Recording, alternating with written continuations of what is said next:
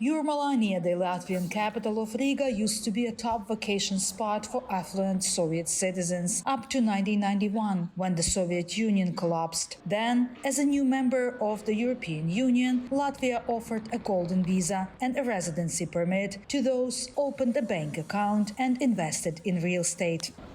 It became a key EU entry point for wealthy Russians, says Sanita Jamberga with the Baltic Center for Investigative Journalism. People in Soviet Union used to come here, which was nostalgia, the window to the Europe, etc. And when we started to sell off properties and banks, then this is a street where you would meet every Russian oligarch you want to imagine who had a property here. As an investigative journalist, Jamberga follows Russian money in Latvia. She says over the last 2 decades, Russians have created a beachfront sanctuary in Jūrmala. It's a little Russia without Putin, let's put it this way.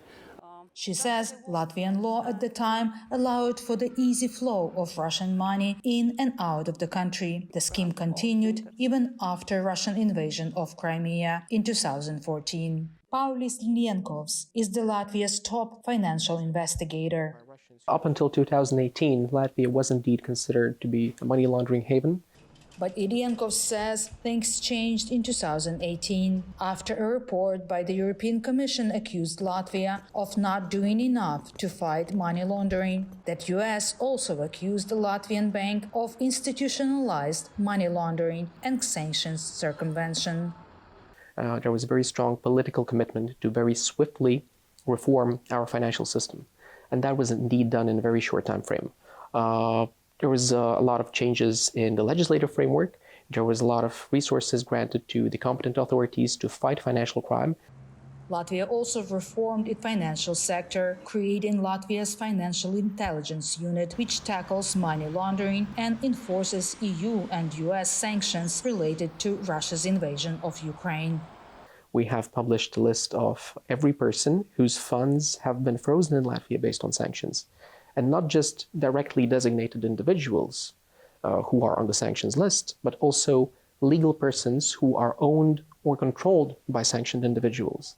157 individuals and accounts have been sanctioned in Latvia, totaling about $110 million have been frozen, says Lienkovs. The frozen assets include 74 real estate properties, including one in Jūrmala, owned by Mikhail Friedman, a Ukrainian-born Russian-Israeli tycoon. This used to be a sanatorium, which was bought by Mikhail Friedman's company, and they wanted to make it into probably hotel and apartment place because he is just 200 meters. Earlier this summer, the foreign ministers of the 3 Baltic states, including Latvia, argued the G7 to work toward using frozen Russian assets for Ukraine's benefit. Myroslava, Gongadza, VOANews, Riga, Latvia.